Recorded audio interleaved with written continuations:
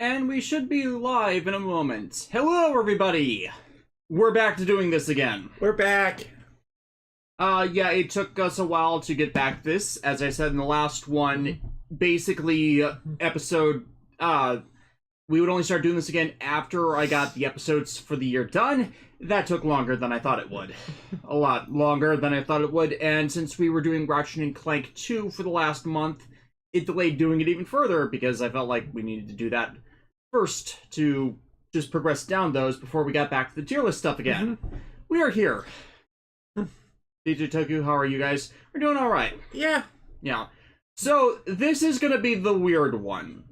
Armament Mecha in Super Sentai basically started with Gal Ranger, but, like, they are pretty distinct in you equip them to the robot. Movie introduced Mecha, that's obvious. Super Form Mecha, that's obvious. Final Form Mecha, that's usually obvious.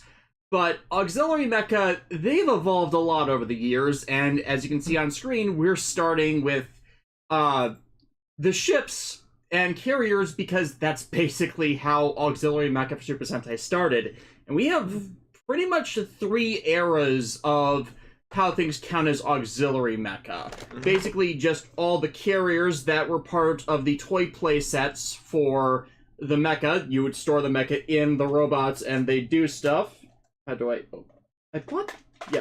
Yeah. They'd all just be in the mecha, in the carriers. Then we have the little support robos, which pretty much started with Tetra Boy, and some of them are the prototypes for what would eventually become Armament Mecha, but because they would usually be their own independent robots, that way they're not counted as such yet, and we kind of have to wait until Gal Ranger started really introducing them. So Tetra Boy, Tsubasa Maru, Tackle Boy, those will be on this list.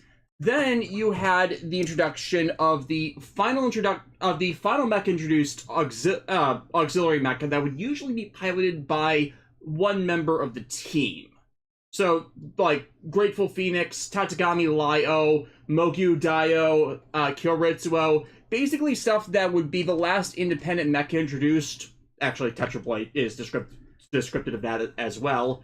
Or stuff like Kyoritsuo, where it would be something one member of the team would just pilot at a time. And that's basically how we categorized all this for this list. And it still ended up a pretty large list, and we got a few iffy ones in here, like the original version Furai Maru. Not the Gokaiger one, the Hurricaneger one, because it was technically a sentient independent mecha. And we also have Mach Falcon on this list, simply because it's the last introduced, and while it has an armament mode, Gokaio basically docks to it instead of the other way around until it reaches the final form, so we kind of have to count it as something distinct. We will be putting Gokaio on the one of the combination lists, just to be clear about that. But Mach Falcon in and of itself had to be included separately because of that stuff. Yep. Black Century King, I guess we're running on auxiliary power, huh? Boo. You do. Boo. There will be more puns, you know this. There will be more puns. So yeah, as you should be able to see on screen, we are yeah, there it goes. We are starting with Battle Fever and the Battle Shark, which is basically just... It's basically the Yamato. Yeah. It's the Yamato without the cannon. Battle Shark doo doo doo doo. Battle Shark doo doo doo. Battle Shark. It's acceptable. Like, it's... Yeah. Listen. Yeah. It basically, before they really knew what they were doing, it's the same as the Battle Fever Robo. They really did not know what they were doing for the mecha stuff at this point. Golden Girl, Hurricaneger's auxiliary is what I like to call a facilitator. That's fair. Furai Maru is basically a facilitator for the super form combination. But yeah, that's kind of why it has to be here, because it has to be included somewhere before you actually are able to do the super form for that mecha. And Media Hood, to answer your question, I'm guessing the Boom Boonger auxiliary mecha are getting honorable mentions. Boom Boonger doesn't really have... Well, they just have the Lion Fire truck. Right. They just previewed. Again, we're not counting Boon Boonger for these lists because it's still ongoing as we're doing this list. But the Fire line would be descriptive of an auxiliary mech, even though it does not have a human form. Again, this is basically the iffy list, where some people might argue some of these are armaments, some people might count these as supers or whatever's. Like, I was questioning whether I should put Machine Zabune on this list as well, but that's basically got to count for the armament stuff as well. Moving on, Denji Tiger. No, this thing slaps. Yeah, it's like, it looks like a boat, but I mean, it's a hefty boy. Yeah, the shape is deceptive. It's got cannons, it's got utility stuff in the back, it's got multiple ways to fold out for the Denji Robo? I forget the Denji Robo's... Or Denji?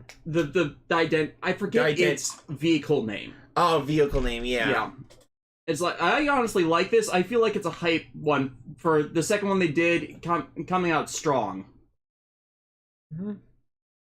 Media reviews. Lexi, we love you, but never reference Baby Shark again. Yeah. Moving on. Jaguar Vulcan. Okay, I feel like this has to go acceptable simply because Gigabytus is this in every way improved. Yeah, but let's be real here. The teeth is just funny. You know the teeth in this version is funny. Like, and yes, I am hoping that they do Gigabytus as a SMP, even if it isn't full scale. I'm trying to find the list. So yeah, it's acceptable. Your wallet won't like you though. My wallet will hate me, yes. It's like, alright, there's no more other SMPs for this year, everything's fine. Then they announced like SMPs of Time Robo. Alexis, I have the option for overtime. But how long will it take for your body before it gives out? I have the options for overtime. Black Century Cave, the teeth are disturbing. Yeah, kinda.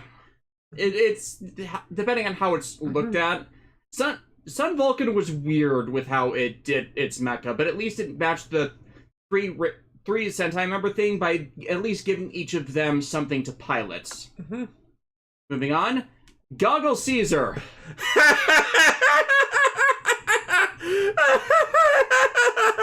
What is that? Yeah, what is that? Come on, where's the real one? Come on. That is the real one. No way. Yeah. They didn't make... No, the designers did not, like, sit down, put that on paper. The pieces of the mech are in the boxes. The boxes slide down a ramp, open up, and release the But that seems awfully convoluted. Like, I swear, 70s Sentai designers did not know what they were doing. Yeah. This might be I'm gonna say we put it on clearance because, okay, design-wise, it's goofy, but from how it's supposed to actually work, it's way more complicated than it needs to be. I think they're still going by the design mentality of copying Thunderbirds at this point with these carriers, because one of the Thunderbird mecha did this where it delivered cargo containers that had supplementary support emergency vehicles. Media Hood reviews. It's a flying bar of soap. Oh my god. You're at soap. Dustin Samo, and it's a subway car with tank treads. Yeah. So yeah, I'm not gonna argue clearance. It's one of the more poor ones, and I do not want an SMP figure of this. I might buy it just for completion, but I would wait until it's like super discounted. I would not put it as a pre-order item. Okay, Die Jupiter. What is that? Wedge Antilles. It's an onboard ramp from Tony Hawk Pro Skater. Yeah, it's another one where the wings fold up and then the pieces open to release the vehicles. It's again sign where, like, early Super Sentai did not know what it was doing. And like we can obviously see like with the first few entries, they were on the right path. But now they kind of nosedived into what the heck are we doing? It's super futuristic science-y, which it's the 80s. A lot of stuff did that. Okay, fair enough, but like it's just an onboard ramp. Yeah, media reviews. Fear the mighty door wedge. The door wedge of doom. Yeah, so finding in the list, and yeah, this is uninspired. Yeah. Biodragon. It's the platform of doom. Yeah, I actually have to showcase this for people who have not seen Dynaman, because it's an experience. You mean Bioman? Yeah, I said Dynaman, didn't I? Yes, you did. Because we were just on Dynaman. And yeah, the Super Mini Flip, like, Bioman has some great mecha in it. This is not one of them. Trying to remember how to open it up. I am trying to remember how to open it up without open things. What's in the box? What's in the box? Oh, do you need a part separator? I need my part separator. I do not. I am trying to unlatch it, and it doesn't want to unlatch. Part separator, part separator, part separator. Yeah. Yeah, there it goes.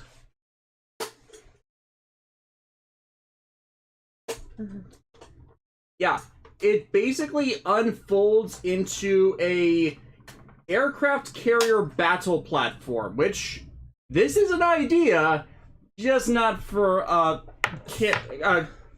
it's silly for a carrier mecha. Right, because also this is not a dragon.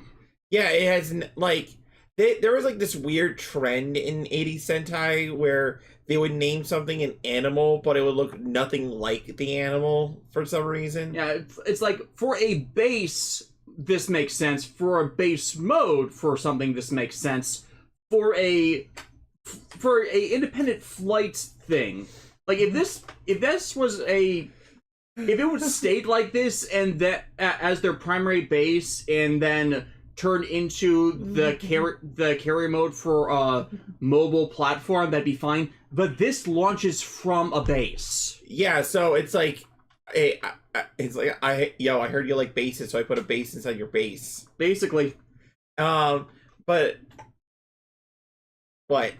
Basically, Also, at least advantage for this, it stores the parts. That's kind of why I keep getting these. They store the spare parts of the SMP figures, and they did so for the DX figures as well in their original releases. Media is saying Biodragon looks like one of those air hockey tables you find in an arcade. Yeah.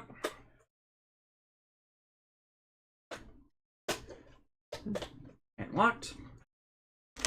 But yeah, like, I think we could put it under uninspired. Like, it's not as bad looking as the Die Jupiter, but yeah, it's lame. It's lame considering like how much Bio-Robo slaps. Yeah. Like Bio-Robo is one of the best 80s Sentai mecha. Yeah. Okay, Shuttle Base from Changeman. I think it's acceptable. I mean, at least it looks like something. It looks like something. It unfolds weird. Like, the top of it opens up to release the helicopter, the front of it opens up to release the other two mecha, but it's definitely lower than... Yeah, lower than the others. Than the Shark. Is Lifeman's one on here? Lifeman's one is on here. Mm-hmm. Star Condor. Okay, that's hype. Yeah, it's the laser cannon dish looking tip. Yeah, it's like that looks like it was actually designed to fly into combat as support, so that way like the Zord, the robot can actually like form and dock, you know? Almost like a Harrier jet, a cargo jet. Yeah, something like that. Yeah. Bottom hype though. I feel like the battleshipness of the Denji Tiger. No, I agree. Media reviews. I feel like the shuttle base needs to be censored. Kinda, yeah. It's kind of like, isn't it, Smithers? Yeah. Turbo Rugger. No. It is actually named the Turbo Ranger. Wait, what is it from? It is from Maskman. Wait a minute. It is not from Turbo Ranger. Yes, this is why it is weird. The thing called Turbo Ranger. We have Turbo Ranger, and Power Rangers Turbo. That are full of the Turbo Rangers.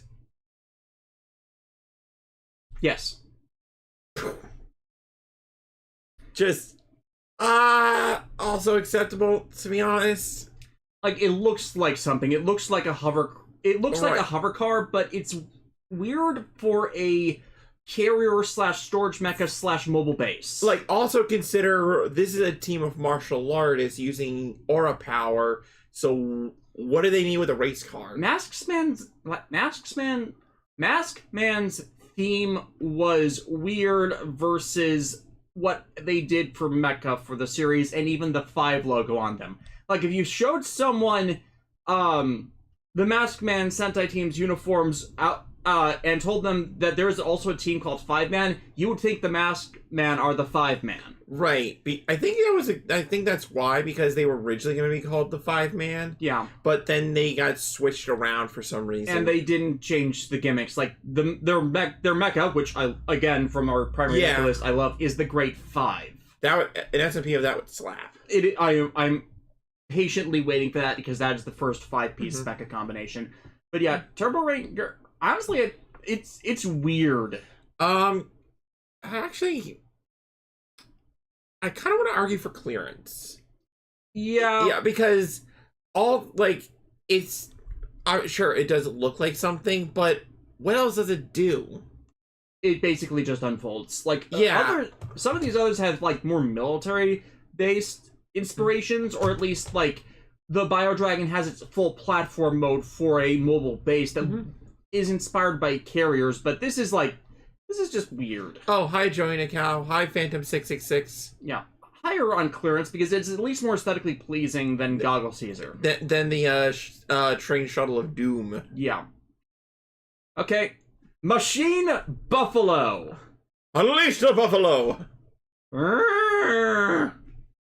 Yeah, this is another like futuristic carrier plane dealing with the science thing. And when you see it in action in Live Man, I'd argue that it does have some solid utility, because Live Man was the first one where all the mechs were animal themed, so it makes sense for there to be a carrier to help transport these animals to the battlefield more efficiently. You know, it doesn't really fit the science plus animal motif it had going for it, though. It looks more like, I don't even know how to describe this, because it's not even like aero or space dynamic with the big bulge exactly. at the top. So I would put it under acceptable, to be honest. Bottom of acceptable. Bottom of acceptable. Machine Buffalo kind of reminds me of a giant Converse shoe. Yeah, kinda. Yeah. Connor Blackman. Turbo Ranger looks like the type of hovercraft that was seen on Fairly Odd Parents. I don't remember that. Me neither.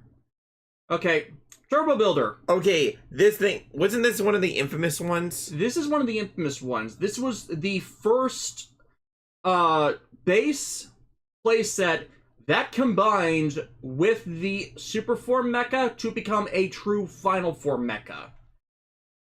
And it did not sell well. It did not sell well. And it was just too expensive because it was too big. Right. It was like now, again, kudos for, like, you get some points, Toei or the Plex designers or whoever, for trying to make a really kick-ass, base. And it's like, for base mode, it actually does work. It does store everything, and it is used in Turbo Ranger as their actual base. And it's not a mobile platform or anything, though it can be used mobily, but it actually serves its base function. Base function.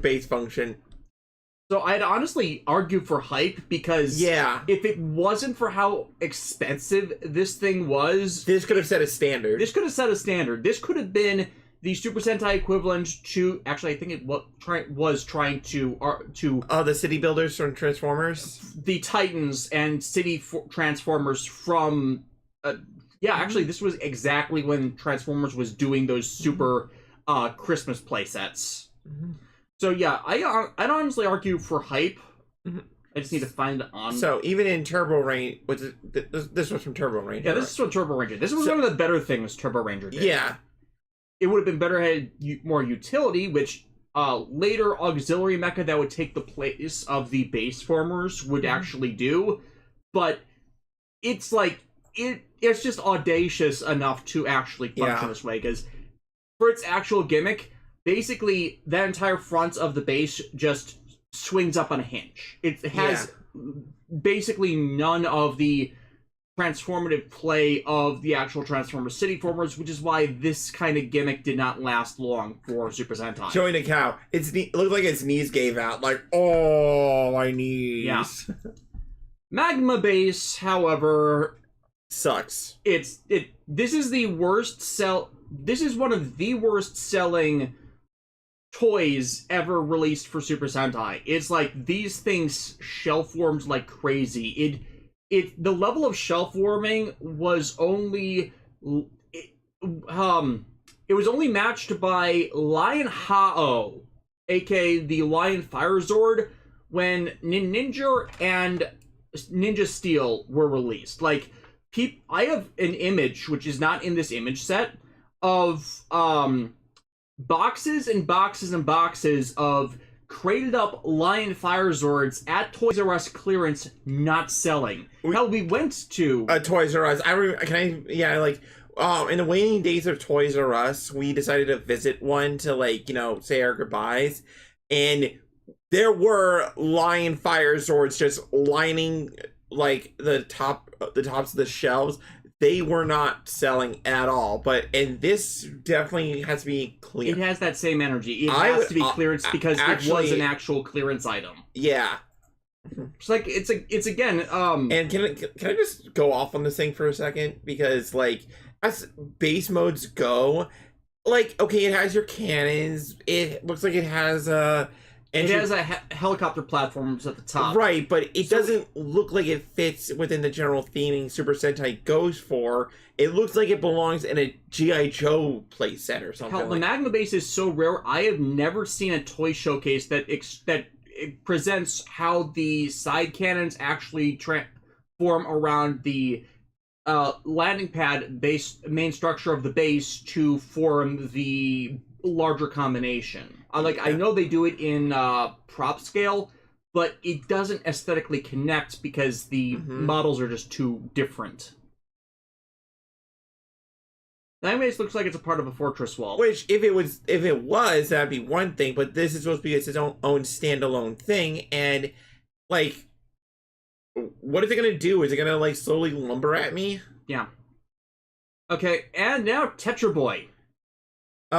Peak, yeah. Like, look at this little guy. He is ready to go. He is full of energy, full of life. You know, he's ready to blast you. Go, pow, pow. Like, Tetra Boy was when they started slimming down simply because the bigger stuff didn't work. And so they went for something that could be more of an independent support mecha, and it was all the better for it. And again, it became the prototype for later weapon forms for things, but it had its main use as a battle companion. The suit was actually surprisingly tiny, though, compared to the other ones, so I'm not sure if they just built it to the actual actor scale without any, like, pop-ups or, like, how bulky the suits were. They slimmed it down like that. But Tetra Boy was a trendsetter. Yeah, and it's amusing that aesthetically, on its own, it looks like one of the more slimmed down earlier Sentai mecha, which, considering Jetman was the 15th, technically 13th at the time of its debut series, that was it. It was homaging the older stuff, and it did it well. Peak. Listen, if you are familiar with our streams, we sometimes go off on Zoo Ranger or the original Power Rangers series. It has so many problems. Right. But stepping away from the show itself for a moment, King Brachon it is so awesome. Like, if you had this toy as a kid, you were the coolest person on your block, because, like, you could make it a chariot for any other scale figure that fitted it. Hell, when I got the mini-pla version of this, I basically made it a gimmick that all other mecha that could fit inside it, I would have ride in it. I have done this with Super Galaxy Mega. I have done this with Galgaigar. I let King Odra literally steal the ride by When I got my mini-pla, I had Futaba Sakura from Persona 5 ride it, because that's funny as hell. To be fair, you posed Futaba for a long time riding on the back of the big Gao line as if it was her pet. That dragon from the Neverending Story. Yeah.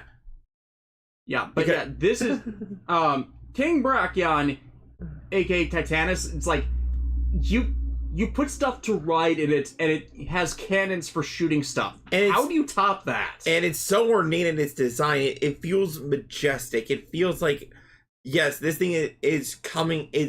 Like, this thing is impossible to hand paint the mini plot of, just because of how intricate the stickers are. I've had to repair them, or apply nail polish over the existing ones so many times as I don't want to do the intricate detailing.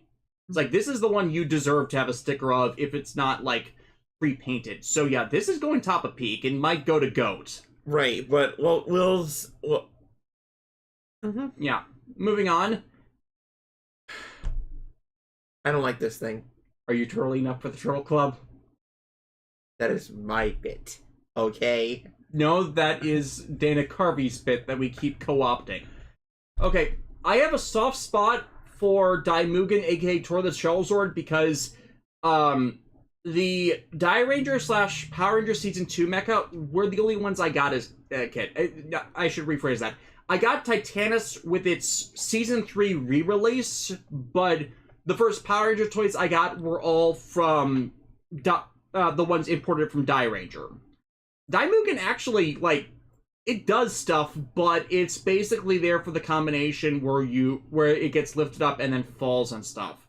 They gave it a bit more utility by being able to carry the Dragon and Tiger mecha and power them up more Ryuseo on that than one Tiger. And at least, it has a super tanky cannon stuff, so it does stuff. But may I provide the fire? Look, those are all excellent points, but at the end of the day, it's just a giant turtle that can barely move, and its final combination involves just squishing somebody. Like, that'd be funny if it was an earlier tier mech, but considering this is part of a final combination, and it's just a turtle. It doesn't do anything. It tanks a world-destroying god dragon. True, but it looks silly. It compared to how much the other mecha in the series like slap, like it's just so dopey to me, I will compromise for middle of acceptable. I will, yeah. It's not so. I'm not saying that it's the worst thing ever, but I just never found myself.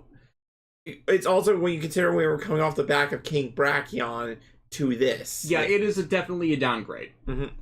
Yeah, but it was matching kind of like the cardinal directions thing they were doing with the mecha so they needed a dragon, a turtle, a phoenix, and a tiger, and technically a second earth dragon, which they all did, and then they had a couple supplementaries for that. TTK Blazer, to quote Zombie Kid, I like turtles. Yeah.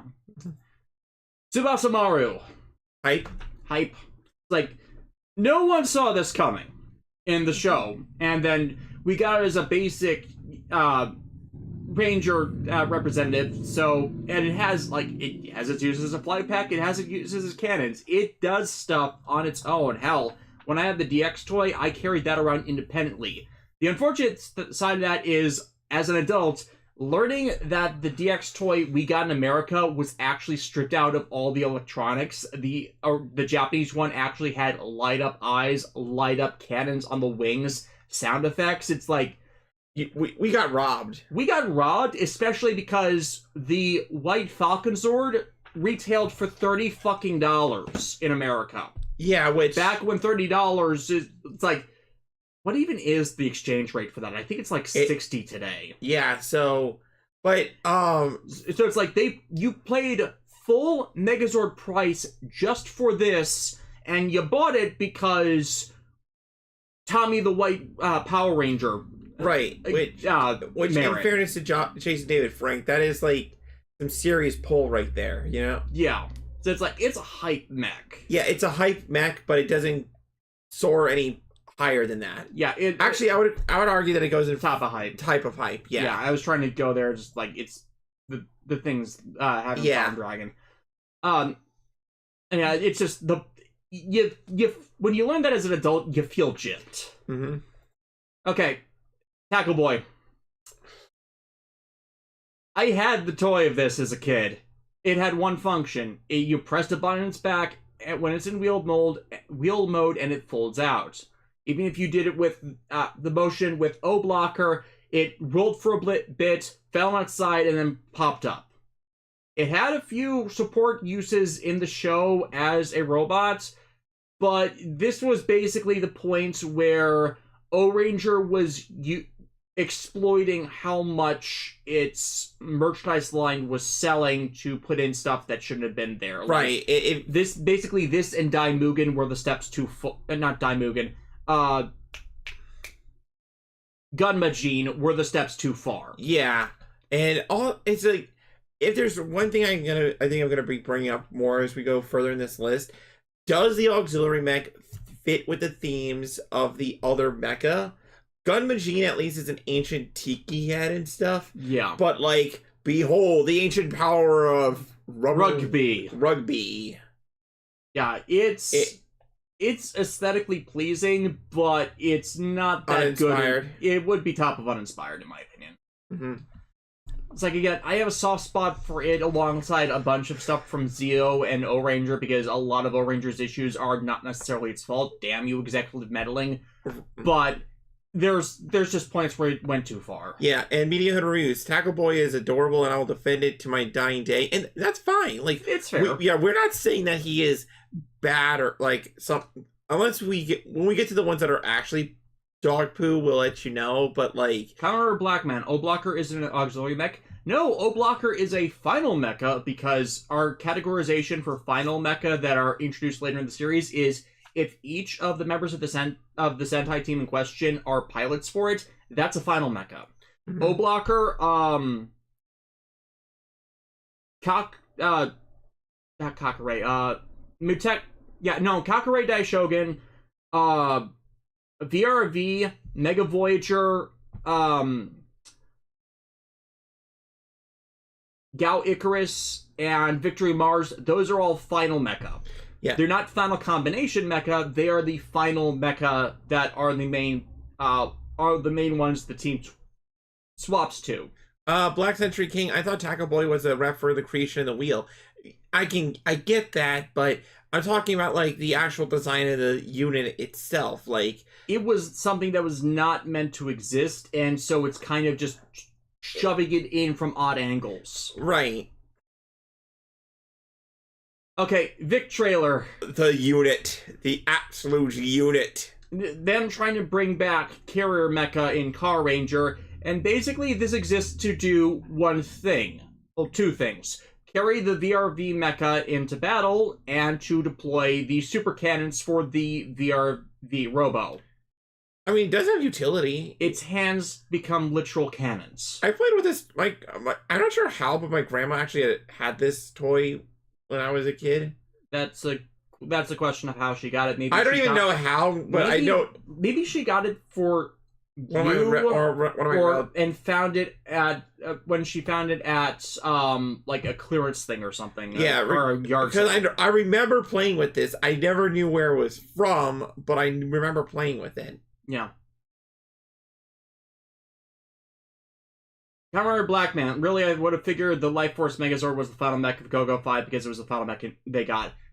There are some exceptions where we have to count multiple final mecha for a single series just due to how they're utilized in the show versus what is last introduced. Yeah, so... there's a few weird ones in there. Like, a final mecha that then combines with auxiliary pieces to become a greater final mecha. That's also something that has to be considered. Yeah, we'll cross that bridge when we get there. It's going to be a wonky list for some series where they have more than one final mecha. Kind of like some Commodore series have more than one final form. Or like there's the thematic final form. And then there's the last introduced. Yeah. Yeah. So, again, I feel this is another acceptable one. Yeah, it's acceptable. It's fine. Yeah, it's like, it does more than Daimugen, but it... with the cannon hands, but I actually think it's aesthetically worse than Daimugen, so I put it under Daimugen. Yeah. It is actually funny to have this displayed in this mode and then launch the mecha from it. Because it could actually hold both the original RV mecha and the VRV mecha in the compartments. They were designed to accommodate both, which is nice. Okay. Mega Ranger does not have anything that we would categorize as an auxiliary mecha. We had the primary mecha in... Wait, did you say Ginga Ranger? No, I meant to say Mega Ranger. Mm-hmm. If I did not say Mega Ranger, I meant to say Mega Ranger. Mm-hmm. But yeah, Mega Ranger does not have an auxiliary mecha. It has a primary mecha, a secondary mecha, a sixth Ranger mecha, and a final mecha. Thus, we have to skip it and get to the trilogy of Gingaman's 3 auxiliary mecha, starting with Gigabytus. Gigabytus' peak. Yeah, look, it's a whale that turns into a vague robot shape, and it has, look at those guns, you know? Yeah. And, but by the way, this is why some of these lists going forward will get weird. There is one primary mecha for a Super Sentai series. There is usually one secondary mecha, or a sixth or extra Ranger mecha in there, sometimes all 3. But with auxiliaries, the typing can get weird. Because they don't fit categorization for other things. Some would categorize Gigabytus, Giga Rhinos, and Giga Phoenix as final mecha, but they're not piloted by the team. They're sentient independent, thus they're actually more auxiliary mecha, even though Phoenix and Rhino are 5-piece combiners. So all 3 are going here because they're not something the team pilots. SSJ4 Jason, was this in Lost Galaxy? This was... Gingaman was Lost Galaxy, yes. And like, unfortunately, Lost Galaxy, I feel like they didn't handle the integration of them the best. Mm-hmm. Just due to how the back half of Lost Galaxy ended up being mishandled in some aspects with the structural writing. Like, the plan was to eventually get them trapped in a Lost Galaxy. They forgot to introduce that until the 40s, and it's like, oops. You could have done that earlier. You could have had the ship, like, go through the same wormhole the others did and try them getting lost in deep space trying to do colony stuff. You didn't have to make it a journey back to the world that got petrified in the first episode.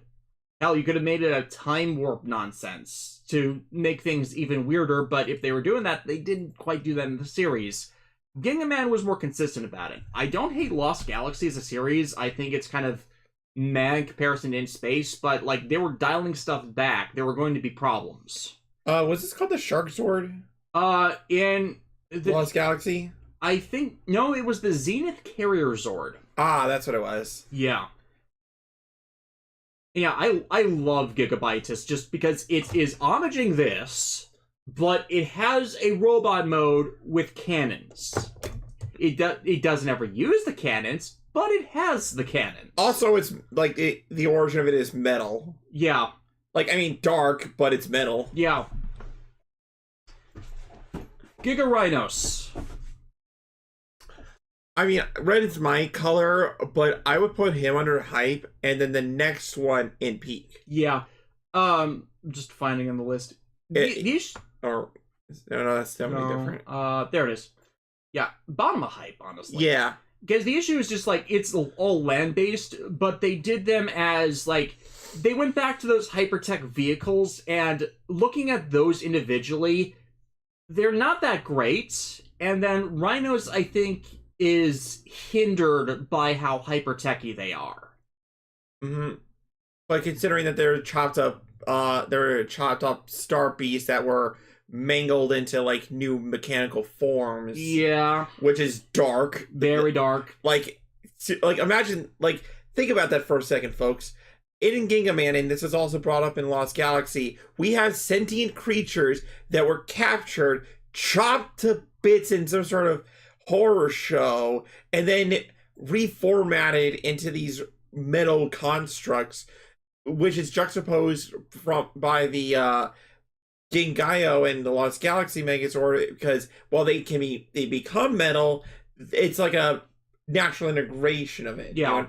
It's like they can organically. Organically is not for. They can be cyber formed, without any harm to the living beast, into a more mechanical form for their Titan combinations. That ain't so for Gigabytus, Rhinos, and Phoenix, where they were actually mutilated.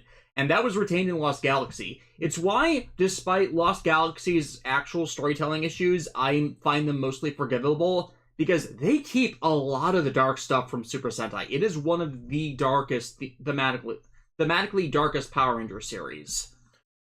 But the next one... No, I love this as a kid. This is in peak. This is in peak. The Strat Force Megazord, was it? This was the Strat Force Megazord. Yeah, in English. That looks like it could be a final mecha in another series and stuff. And when I was a kid, I had like the action figure version of the toy, and I would play with that one more than the other one. The worst thing is just the helm to me, but that's about it. It has its weapon a giant super bladed boomerang, which is already unique. Let's be real here, because not many mecha and Super Sentai have a giant boomerang. It's like, I want Shokugan to do SMPs of Bitus, Rhinos, and Phoenix just so I can get this. Mm-hmm. It's like, it was that good to me as a kid. Okay. Peak. Liner Boy. Peak. Yeah, I know. I'm invoking it. Yeah. I gotta rep my boy. Yeah. Go-Go Fly was another one of those weird ones where they had a primary, a secondary / carrier in the form of Grand Liner, and since that took up the usual spot, Liner Boy has to go in Auxillary. It was a 6th Ranger in America for the Titanium Ranger, but the Titanium Ranger was a American-included original Ranger, which technically turned this into a 6th mecha for them, but because we're more leaning towards the Super Sentai side of this, we gotta put this here. Yeah, but also the fact that, like, come on, the hands can be, you can flip out the cannons and stuff. He, like, jumps around. He's a space shuttle that helps carry them on the Grand Liner into space and stuff. Like, it does, again, our categorization for Auxiliary is they usually can perform a support role. Liner Boy serves a lot of support roles. Yeah, he does a lot for... It's like, even when he's not being a battle companion, he is helping in all these other roles. You need him to actually launch Victory Mars. So yeah, it is going into peak. I'm not arguing this, and it's as aesthetically pleasing as Giga Phoenix to me, so I'm putting it right up there. It is edging out... It is not edging out King Brachon because Majestic Chariot, but it is up there. Moving on. It technically is an auxiliary mecha. It is used in battle in one episode. It sends itself to the past to be included in a fight because of the effect of a... wormhole shenanigan.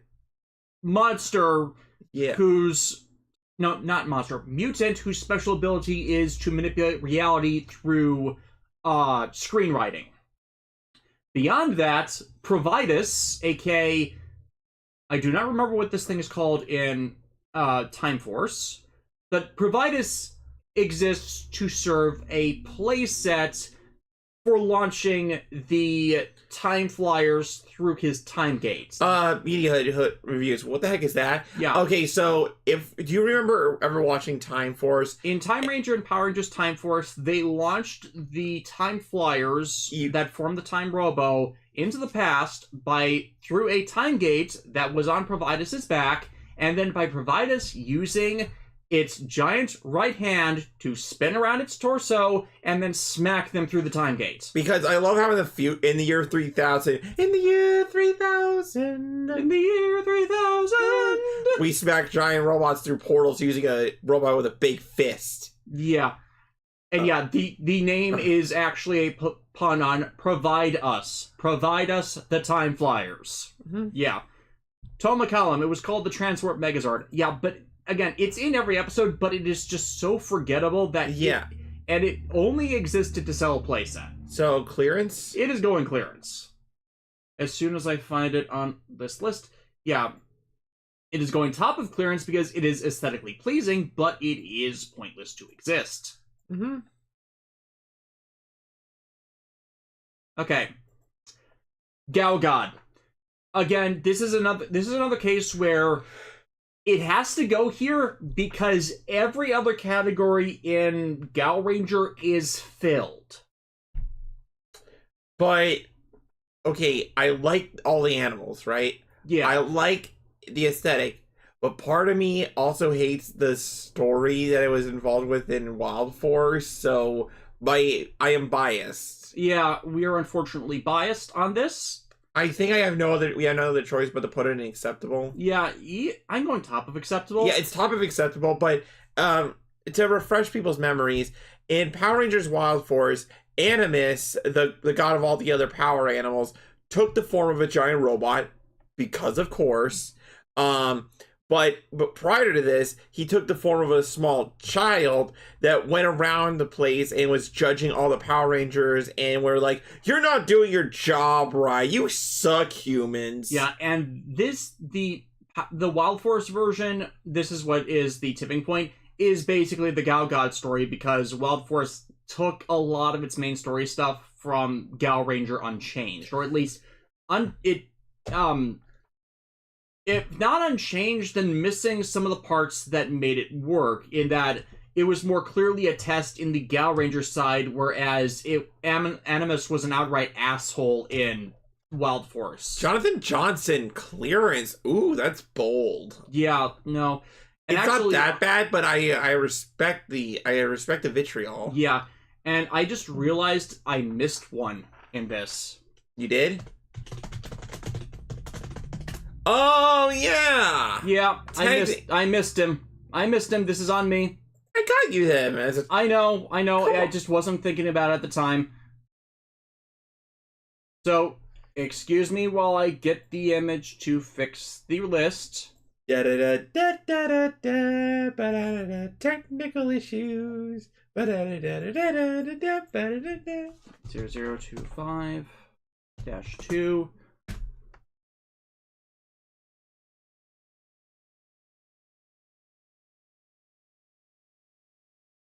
Yeah, I forgot the Soulbird. That is my fault.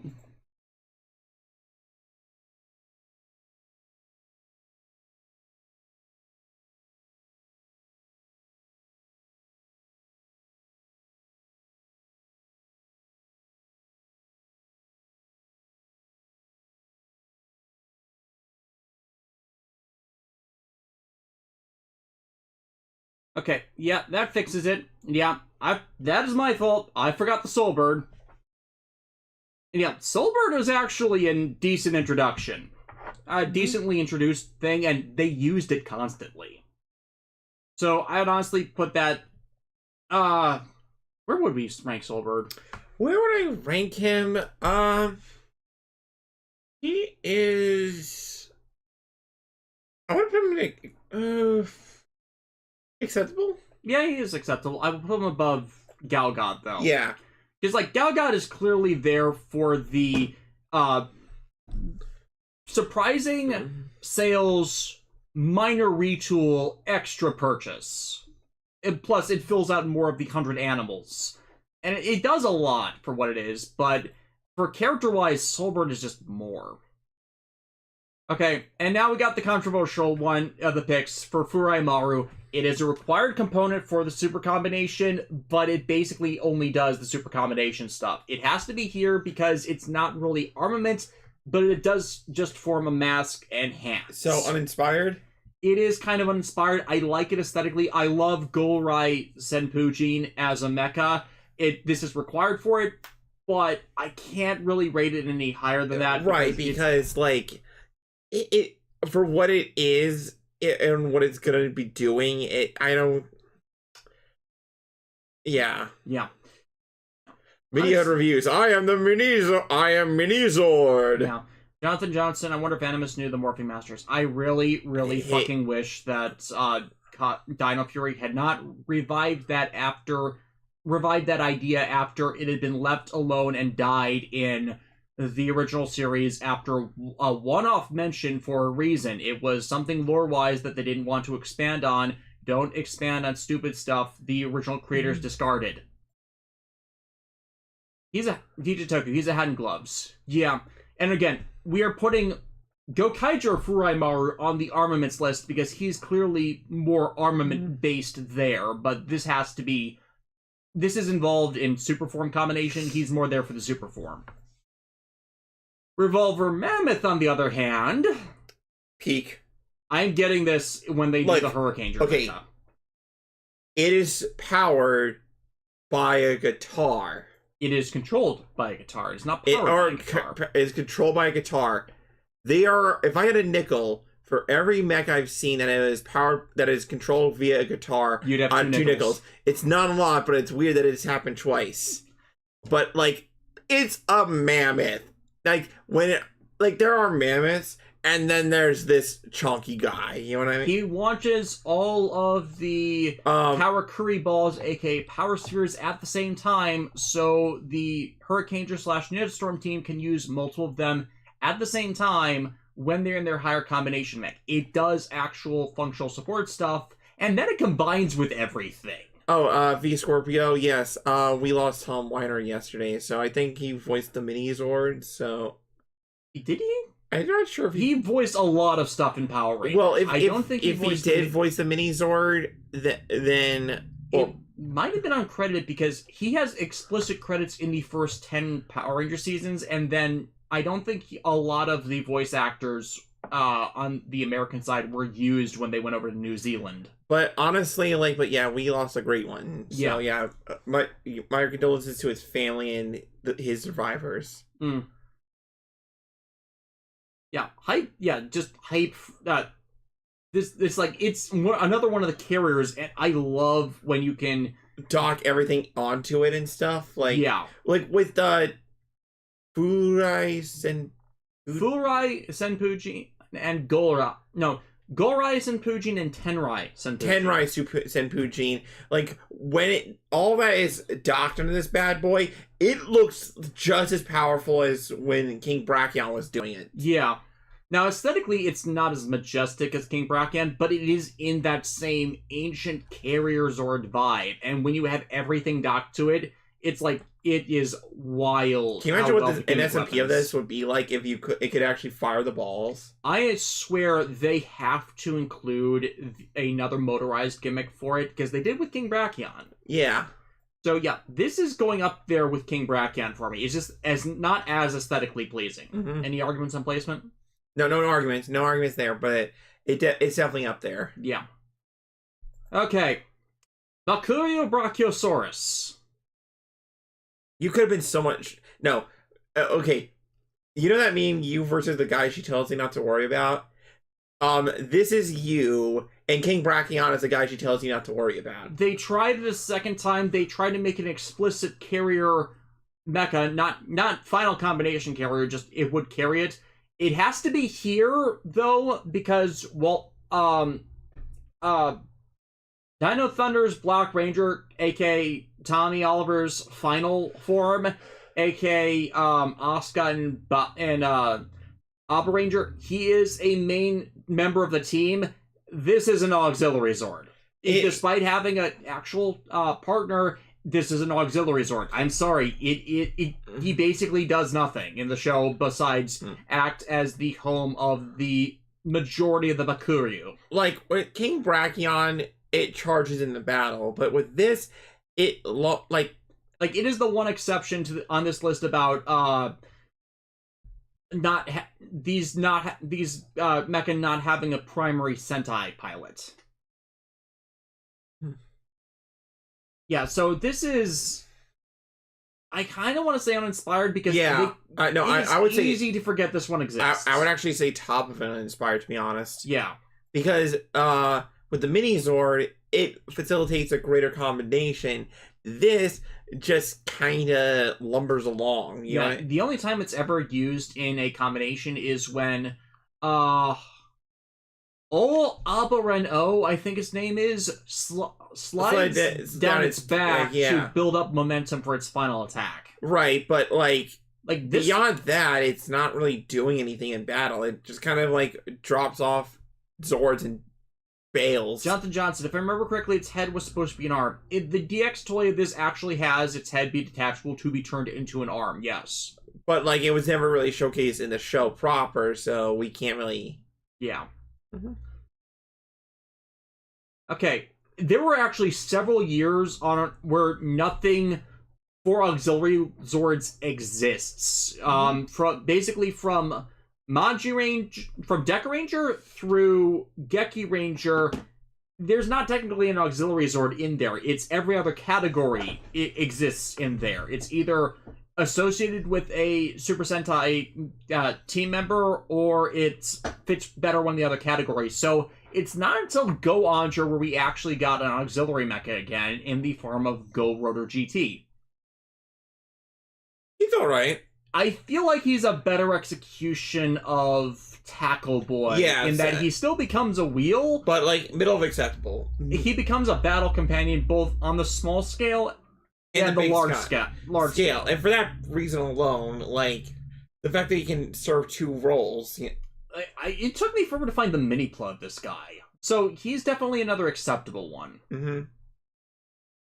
He's all right. Yeah, he's all right. Where would we go for that then? I'd say middle of acceptable. Yeah. Like, yeah. Sorry, I missed that. Mm-hmm. And then Kyoretsu. Oh.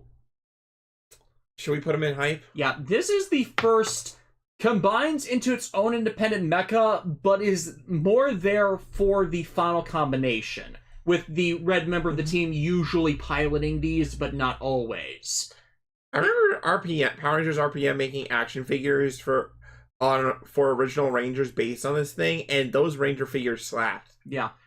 Super Saiyan 4 Jason. I remember in RPM he was developed by Flynn and Dr. K. That is not actually what happened. This was a prototype. In RPM, Kyoretsu was a prototype for the other mecha that was left separate and had to be rediscovered when the team members had no other choice in some I think he was referring to the Wheelman. Oh, yeah, Wheelman. Yeah, that Go Rotor and RPM was co-developed by them, but that might have just been bad timing with the comments. But yeah, Kyoretsu this is a very good aesthetically looking mecha. I'm Omega. What about O-Boxer? O-Boxer was the secondary mecha. That's categorized as a secondary mecha. Yeah. I mean, Media Hood Reviews. It's a train robot made out of dinosaurs and a mammoth. Like, that's cool as hell. Yeah. Yeah, I am Omega. Just to clarify, we did these lists before, and due to how they are introduced, certain things that might qualify as an auxiliary mecha have to be counted as a secondary mecha just due to when and how they are introduced. O-Boxer is definitely one of the descriptive of some later auxiliary mecha, but it's introduced too early in the series. Same thing with Delta Mega in Mega Ranger. But yeah, where were we going with Kyoretsu? I would say hype. Yeah, this is definitely a hype. Peak of hype. Top of hype.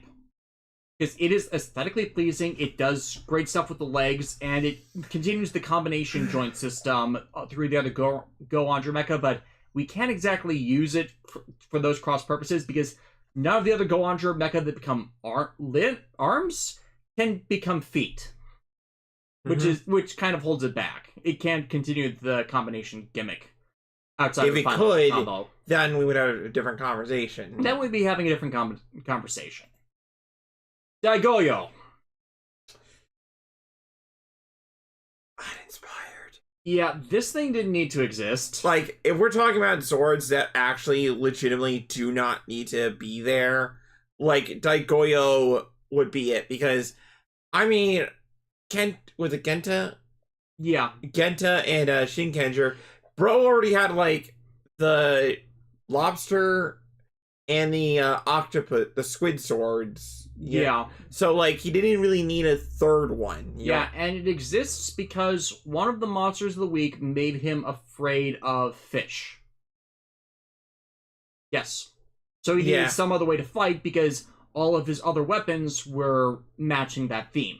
He got over it, but after he got over it, this thing basically became pointless. Do you think Lakar should review this lamp?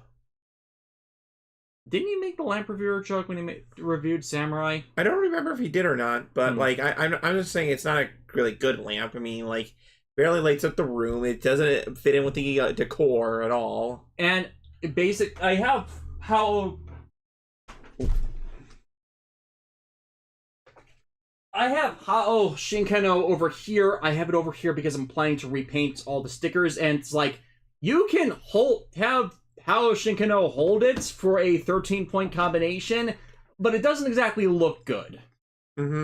like Hao Shinkano, as it is one of the more infamous cluster mechs, but to a point, it kind of almost works. It's audacious enough to not be terrible. And that is a preview for when we actually get to the final combination list, where we don't think it might be acceptable, we're not uninspired. Shinken Diagoyo. It has to be in the same tier. Yeah. Because if what's more uninspired than a Zord that doesn't need to exist? A combination that didn't really need to exist. Yeah, he does point out one thing that I did like about Shinkenger. Everything could combine with everything. That is one of the big merits of how Shinkenger designed its combination system for everything. It is just, in the cross-purposes, cross-combining, you could do some wild stuff. But there were points where you needed to stop. It is time to stop. Mogyu Dio. Hype. Yeah, this thing was surprisingly decent for a solo combination mech. Even though it's made that it's there for it exists to be used as the final combination piece. But when we look at the mech as is, like, I think it's a pretty solid. It's a solid brawler. Yeah, I would actually put him above King of Rhino, or yeah, just above. Just above, not further up height, but like. I feel like if the bull and the car could detach to become separate things and weren't just clearly there to be stood up for the rest of everything else, it would rank higher. But it's just they were clearly going for to give a few more pieces for the final combination. It didn't do a lot. It didn't function for a lot. Mach Falcon. Again, this is the exception to going on armaments, simply because it's a sentient character. It has its own stuff completely independent. It's functional as a mech on its own. How did a race car and an RV have a kid? Very carefully. Like, do they grind each other's gears? Very carefully. I have questions. Yeah. Super Saiyan 4 Jason, one of the few mecha that can be both a mech and a roleplay weapon. Yeah.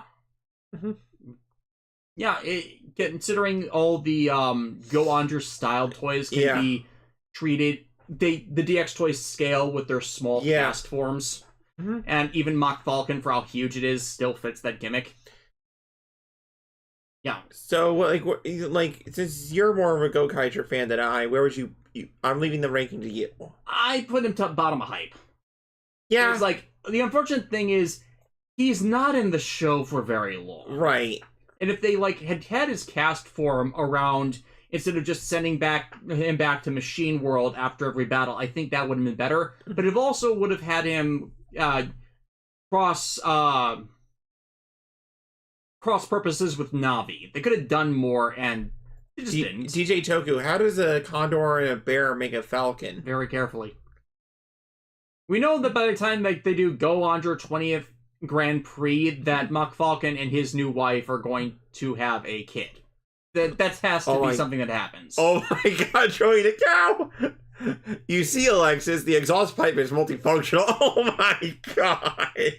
Super Saiyan 4 Jason, I was talking about the bull from Shinkenger. No, the bull from Shinkenger actually did not become a roleplay weapon. That was a completely separate thing. That was just motifed after Mogyu died. Right.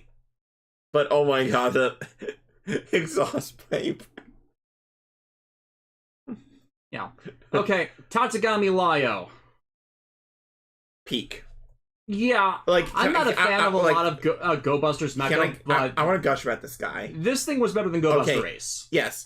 So, I don't like Go Busters. I'm not saying I full on hate it, but I did not like it. But the minute this thing debuted, I realized how much potential could have been in this entire Zord line. Look, it is a 3-part transformer like Go Buster Ace.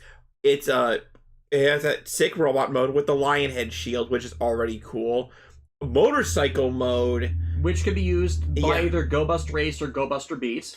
And a lion mode, which all of them to like I wish you had images of like each of the different modes, but like they all slap. And the fact that Go Buster Ace can ride the motorcycle mode, that is only ever been done since that has been done since Deca Ranger. And even though its combination is redundant to everything Ace does, it makes them aesthetically more pleasing. Oh, and also Ichiro Mizuki. Yeah, Ichiro Mizuki voicing the Atash case that is its actual control system. Right. I mean, come on. How are you we cannot like deny the power of his greatness. It is a peak mech. Yes. And if Go Busters was more like this than the other mechs that it had, I think it would have been a lot more remembered. Yeah. I mean, some people remember it, but it's kind of just bland. Yeah. Like Citrus King, the only thing Go Busters has going for it is certain fight scenes that are good. Basically, yeah. Mm-hmm. It's not despite only debuting into 2010, it is not 2012. It is not aged well. Mm-hmm. Lyo has to be here because we did the same thing for the primary mechas with Ace and Go Buster Great.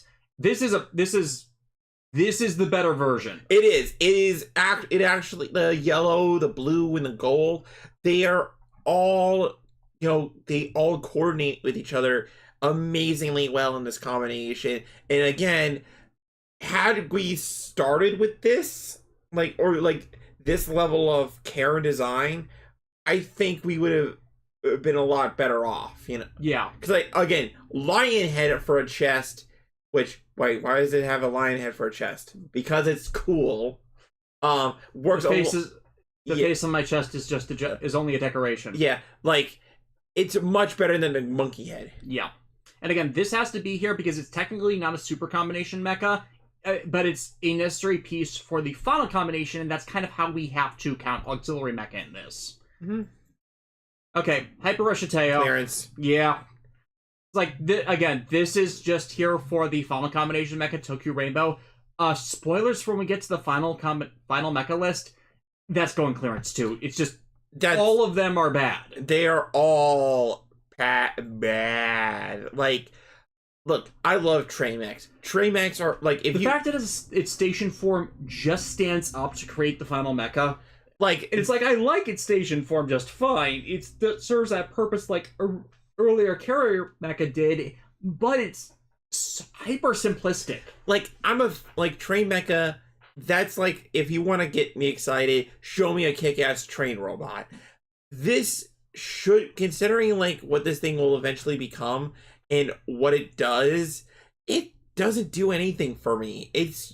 And the fact, like you said, to form the final combination, it just stands up. That's it. It stands up from base mode. No ingenuity, no anything, nothing unique and original.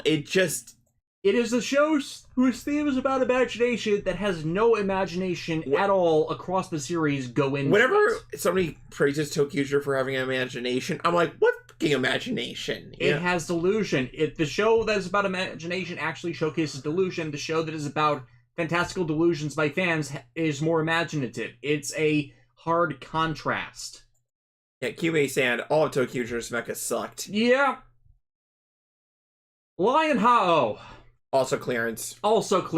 Because it was literally in the clearance section. It was literally in the clearance section. We have to do it. And okay, its robot mode is decent. It's sucked as a toy. It's so sucked as a toy because at the end of the day, it was just a fucking chair. The fact that you just rotate the waist around to real chair mode is kind of telling on that. Mm-hmm. It doesn't even really transform. I have the mini-play version. You just change where the face plates are connected, and it doesn't actually move at all for anything. You stand it up, you rotate its waist, and you have chair mode. Or rather, from lion mode, you just stand it up, change where the face is placed, and you have robot mode, and to get chair mode, you just rotate the waist around. It's basically nothing.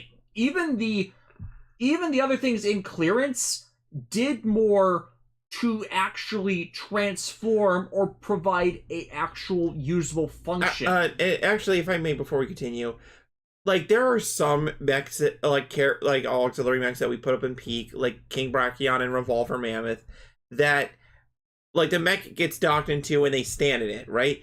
But that's the thing. Those are chariots being ridden into battle, invoking a sense of a great war general coming into like kick your sorry ass. But the chair this thing represents, it's a bunch of cannons. Yeah. It's like Mugen does more. Mugen legitimately does more than Lion Hao does. Like Tokyuger, everything mecha based from that series sucked. Mm-hmm. Join the cow. The toy was a hollow brick with gold trim. The mini plot is the same.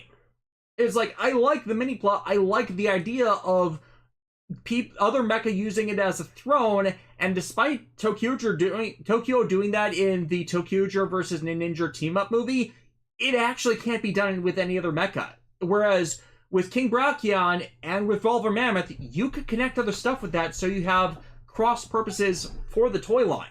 Jonathan Johnson, a chair being controlled by a robot that docks on a chair that has, well, but basically it's a chair within a chair within it. It's chairception, and again, spoilers when we get to the final mecha list, they're not rating that highly. Mm-hmm. Dodekaio. Again, it's another mecha that exists for the final combination, and again, spoilers for our list, Wild Tosai Dodeka King is not going to rate highly. I actually think it's one of the few there for the kind of final combination mecha that looks better in its individual form and the team sticking with their super form mecha than as the final form mecha. Mordred Simp, hi, yes, hello, I'm late. How far are we? Nearly done. Nearly done. I also kind of want to throw it in the clearance section. Yeah. Like, the suit that is the Juo whale looks better than that. Yeah, I feel like that's about appropriate. Yeah, that is. Yeah. Yeah, where we placed it. And it's like, again, I have the mini plot right over here, but I keep it in whale form because the whale form looks better. Mm-hmm. And again, I got this because of my all SMP Gao Ranger project. Like, the whale form invokes a sense of awesomeness, but then when you turn into the robot, it's like, wow, that didn't... Yeah, or even just, like, for the final combination, you basically just do this. It doesn't have... It's in that late Sentai era stuff where you're trying to sell the mecha as the big gimmick toys to sell merch, and they're not selling because they're uninteresting. Or they don't really do much, and the show is terrible at actually hyping them up because you just introduce them to get to the final mecha.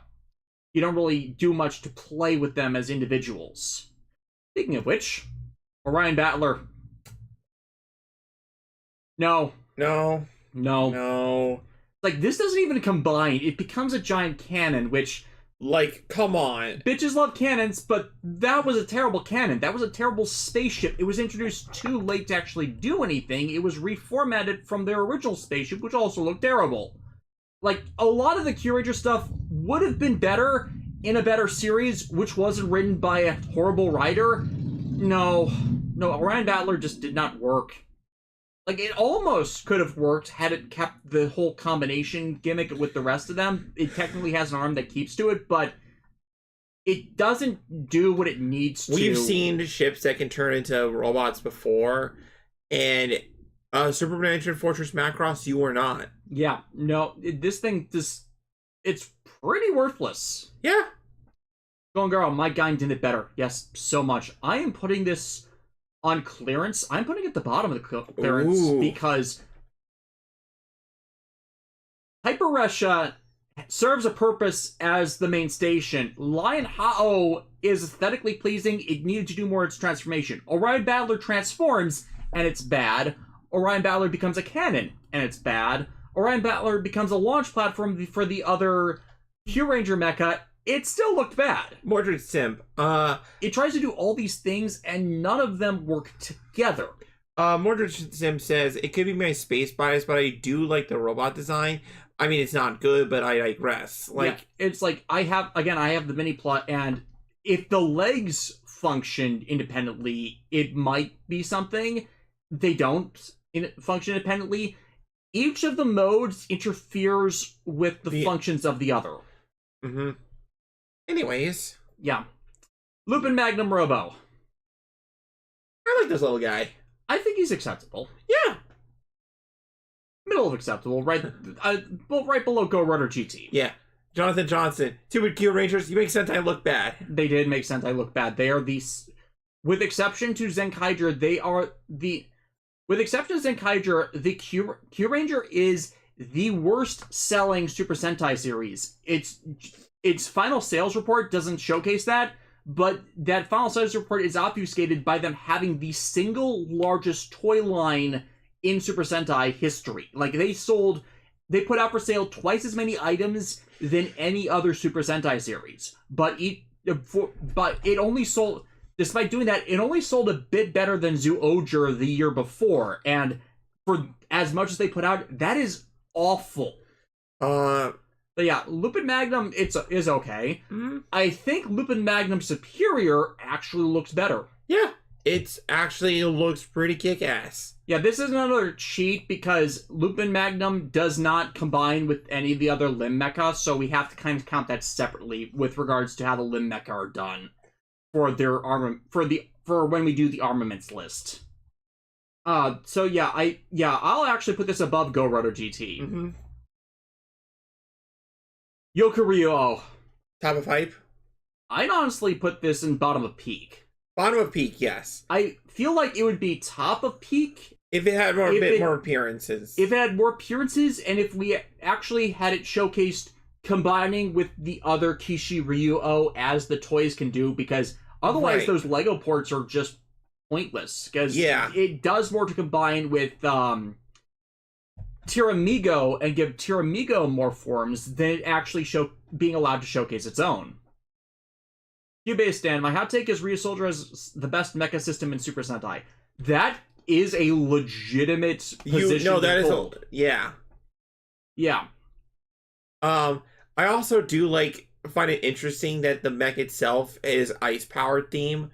Like, usually you would see an elemental ability be like the secondary mech or something like that, but like to have your final mecha be like a representative of an element, you know? Yeah, the fact they also made it the Pteranodon representative. Yeah, which, you know, good on you, Pteranodon. You went from like being a chest plate or just an afterthought on a combination to being a legitimate thing, you know?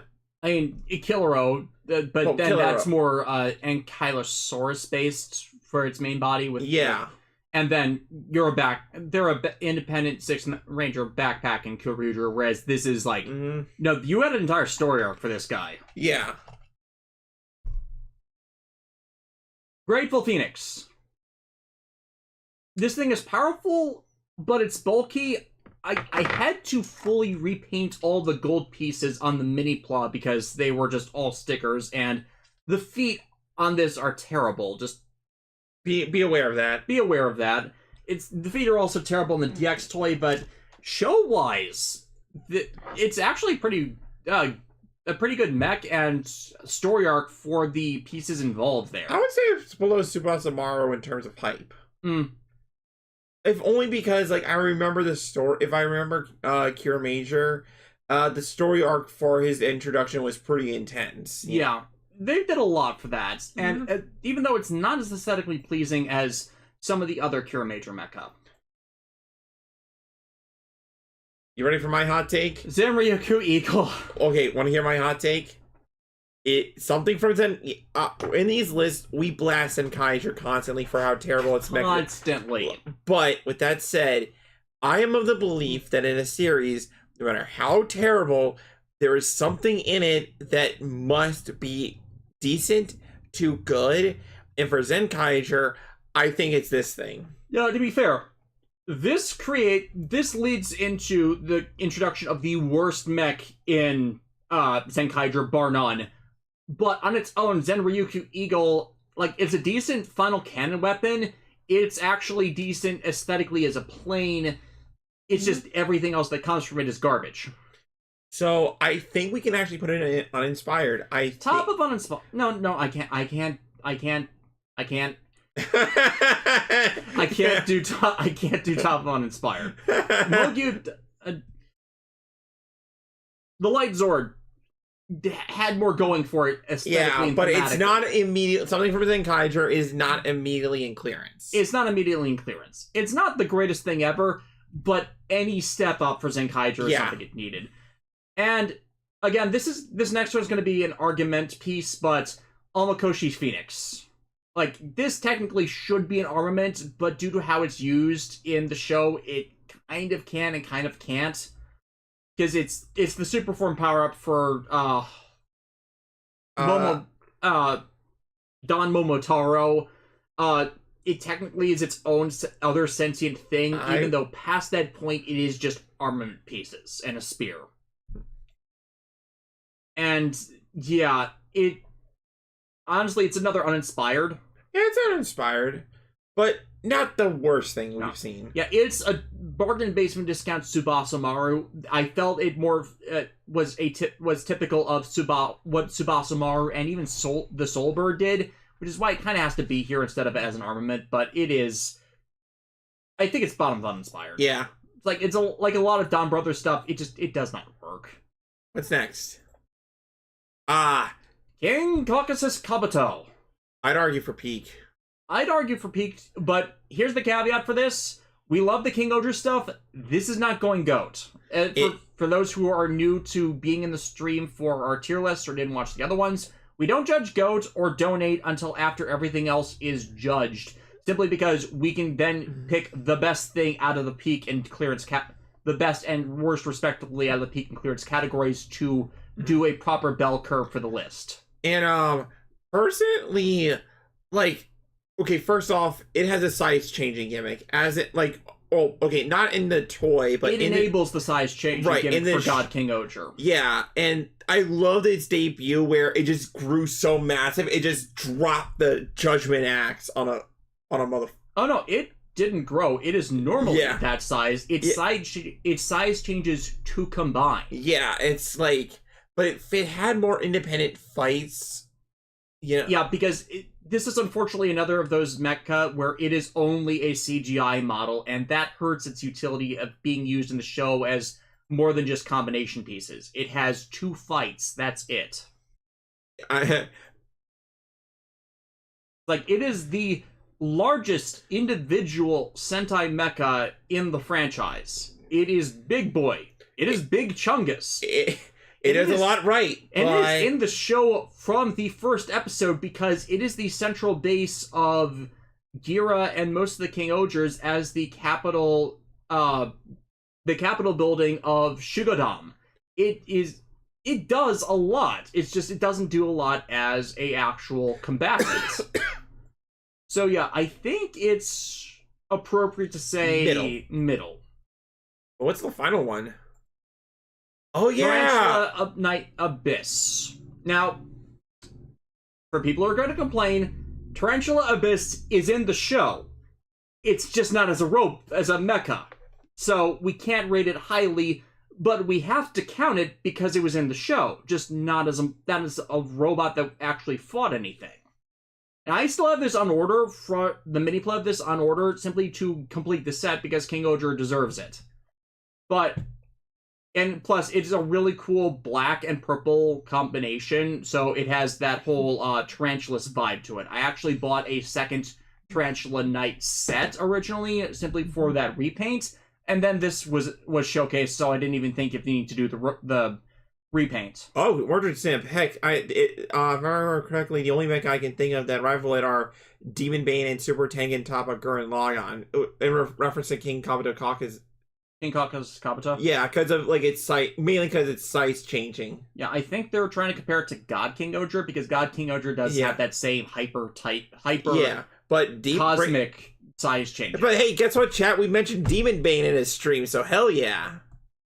Yeah. So it's like aesthetically, again, we can't count it in peak because it's not actually in the show. But it is, even though it is in the show, this robot form is not in the show, I should say. So, I kind of want to say bottom pipe. Yeah, bottom of pipe. Yeah.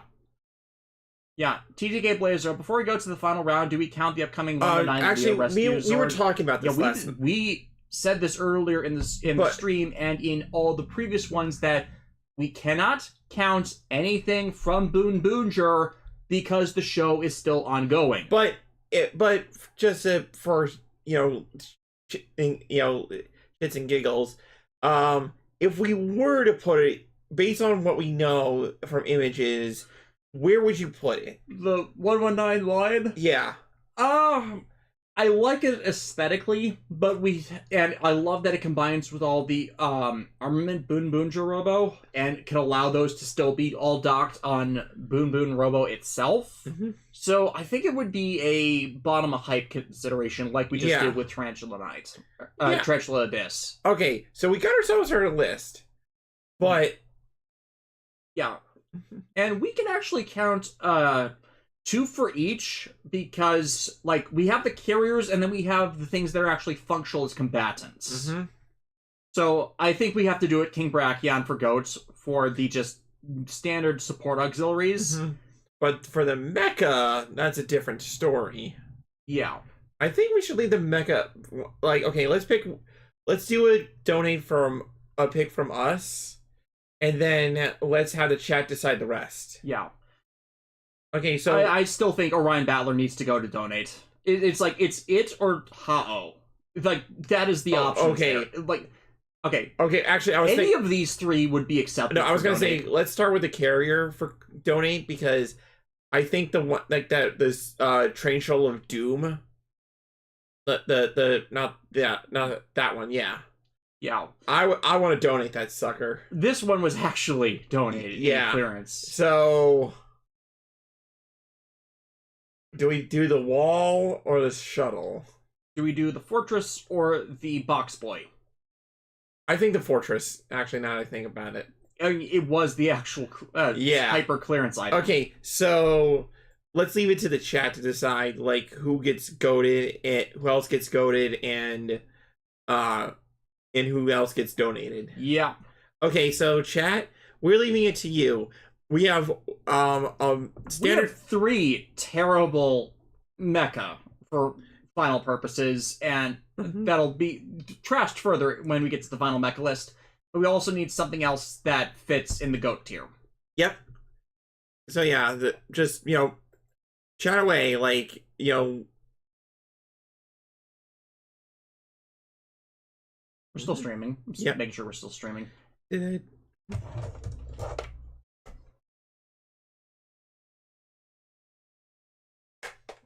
Rawr. It's eating me! Ah! Yeah, and I did just realize that these did not scale well when they went to full stream. Sorry, I can only, check so much when I have so many equally visible objects on screen. Yeah, Dustin is Orion to donate. Line is the theme song, it saves it, as previously mentioned. Yeah, Golden Train deserves to donate more than the others based on its awful design. Think of Phoenix for goats. Line and donate Tokuja for donate, King Ojo for goat. Sorry, QB Stan, we can't put, we're not doing... Yeah, King Ojo, King Augustus Kabuto is kind of, ineligible for that. We can't do it. Oh, somebody said Liner Boy. It is up there.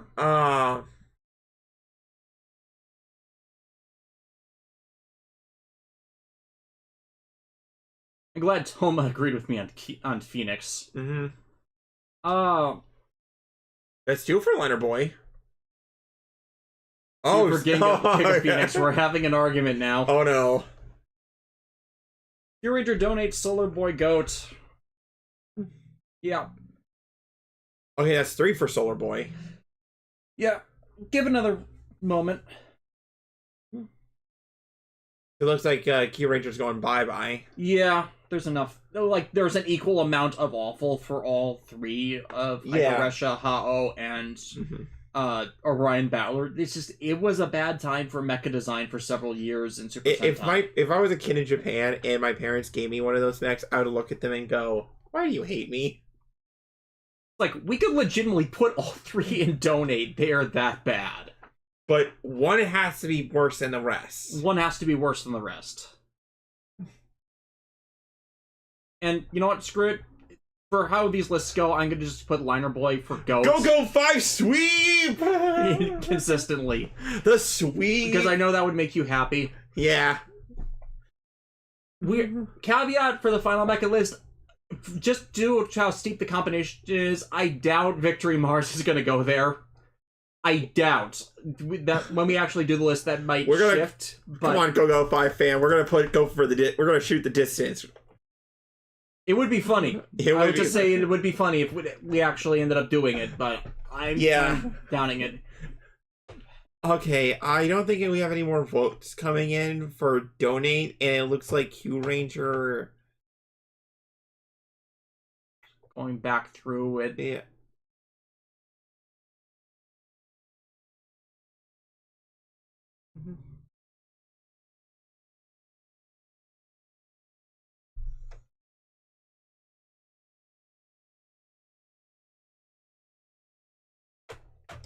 Power Blackman, what Victory Mars is awesome. Yes, it is. It will definitely be top of peak, but the odds of it being the GOAT of the final mecha combinations, that's a bit more difficult to claim. You gotta understand, there are a truckload of really good final mechs. There is like a treasure trove. If there's one thing Super Sentai tends to nail consistently, is how awesome that final mech combination is. Yeah, the fact that we had several years of terrible ones in the 2010s is again telling of how bad the things had devolved by that point. Right, but for long stretches of time, and like there's like GOAT tier stuff going on. Yeah, in fact, we will have several nominees for clearance just from the 2010s when we get to the final mecha list. It's again telling of how bad the mecha design was there. So we need... Yeah. Okay, so... Yeah, we were tied 2-2 for these three. Media Hood Reviews just tipped it. We're going to put Hyper Reshateo down there. Because despite the base mode, that honestly makes it better than Orion Battler. Because again, all three of these are legitimately there for it. But... Like, and its base mode is better, but also I forgot. The Rainbow Station is run by the Ice Cream Bunny. You know about the Ice Cream Bunny, right?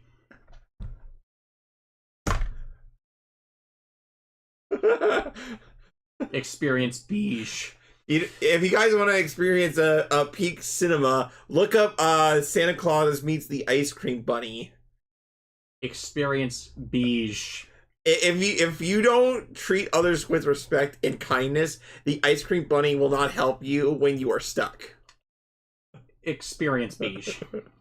Yeah, I'm just deciding on whether I want to adjust anything else on this list. I'm going to move Omakoshi Phoenix down just to balance the scaling range of this, because that's the proper curve for that's the proper bell curve for one of these. But I think I'm really satisfied with this list. And before we go, I think we've discovered that to make a great auxiliary mecha, for carrier or like some sort of carrier Zord, you need to be able to have either a grand enough presence on your own and like actually do something, or like be like Liner Boy and just be the most helpful little supporter friend ever, you know? Yeah.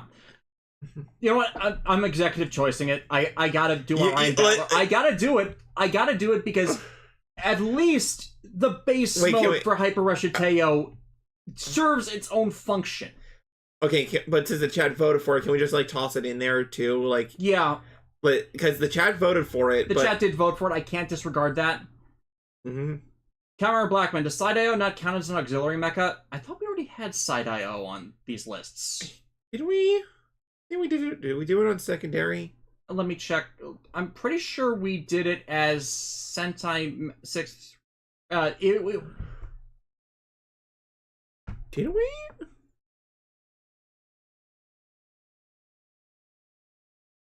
No, it's not in. It's not in second. Oh no, we actually forgot Side IO as well. Oh, which one is that? Yeah, Side IO is that one from Geki Ranger. Okay, so that's a good call out. Thank you. Even though, like, doesn't Geki Chopper pilot that? Yeah, he does. That's why I forgot it. So that is absolutely on me. That is my mistake. Well, thank you, chat. Like, thank you. Yes. I think, actually, yeah, we might have said we were doing it as a auxiliary mech because of its timing, and I just missed it because it has been so long since we did these lists. So, code 0031, that would have been a massive mistake. Yeah. I actually liked him. Yeah, so, 1 second. Yeah. Also, during the, like, with these streams, like, we're only human. We're only human after all, don't put the blame on me. Yeah, you just had to, didn't you? I had to do the music reference. That's my thing. Okay, so, yeah, this is, again, my mistake. Can you make sure there... Can we... One moment. Have to pull it up on the thing. Yeah, we might have actually said it as an auxiliary mecha previously. It's been so long since we did these. Yeah. And honestly, now with all that being said, it's a late introduction. Yeah, it's a late introduction, and he is also acceptable. He is also acceptable. I would honestly put him right there with Go Rudder GT. Actually, you know what? I'll put him above. Yeah. The Lupins. The Lupins. Yeah, again, thank you. That's like 2 I missed on this. Yeah. Because I just was not thinking There are about a lot. Again, we even said Geki Ranger stuff is weird in how it's paced and timing. How Rio and Mel's mecha are fully armament mecha instead of 6th Ranger mecha. And it's just like, it's there with Bakuryu Bakuyosaurus in it defying the usual archetypes of stuff. Yeah, because it's technically a 6th Ranger mech, but it's Yeah, it's because Geki Chopper is not counted as a 6th Ranger that this got missed. Yeah, because Geki Ranger had decided to be the weird stepchild and all where this. You keep adding main team members because they hadn't really cemented how the 6th Ranger stuff worked. Mm-hmm. So Geki Chopper has everything a 6th Ranger would be responsible for, but it's not counted through Gokaiger, and neither is Geki Wolf, because they decided to 5-man that and just introduce them slowly over time. Mm-hmm. It made it weird. Yeah. Yeah, it made it weird for trying to count this. I hate that I missed it. It's so easy. It's the easily missable one. Can I, since you did an executive decision for donate, can I do one as well? Do we want to do something more? Oh, I want to put Revolver Mammoth up there and go too. Yeah, okay. Come on, Dave, man. It is an elephant controlled by a guitar that is from ancient... I'm not ranking it higher than Line No, absolutely. But it is Lexi's brand of stupid. It's not even stupid. It's cool. I mean, it's cool, but stupid in the... I want them to do Hurricaneer simply so I can have this combination on my shelf. It would be so sick to see that in model kit form, you know? Mm-hmm. However, Blackman, no, they did by then. It's so annoying that people count Geki Chopper as the 6th Ranger when he's 5th. It's kind of because of Abare Killer that all that got skewed, because he's the 5th member of the team, but he's counted as the 6th Ranger just because of how he's used in story. Yeah. So I think being a 6 is not just a number placement in the team, it's how you are utilizing this narrative. Yeah, because Abare Killer was so clearly based on... his arc was definitely based on extending out Burais from Zoo Ranger crossed with what they did for Gao Silver's introduction. But yeah, now we can say we are happy with this list. Yeah. Hopefully we did not forget anything else. If we did, feel free to set us on fire in the comments. You know, give us all that engagement. You know. Yeah, and I'll have to go through every single mecha again. It's like the building the armaments list is easier because it's Gao Ranger onwards, but there's a lot of stuff there. There are so many mecha limbs and weapons that everybody gets. that it's going to be a long, drawn-out list where I might actually have to custom edit the images to just count them as just that weapon mode for that mecha and show all the examples of how it's used to simplify it. But yeah, that's it's going to be a bit before we get to that, because next 2 weeks is Prime Week for me, so I'm going to have to do something easier, which will be going back to Dragon Ball Z Kakarot, and 5 weeks in August, 5 weekends in August for streaming, we will be doing Final Fantasy XIV, and then in September, we will be doing streams based around Gundam Breaker 4, so it might be a while again before we do another mecha list, or we'll try to sneak it in there when Alexis and I have a mutual day off. But for the time being, this is the list. We have a few more of these to do. We will see you all later. Alright, bye everyone!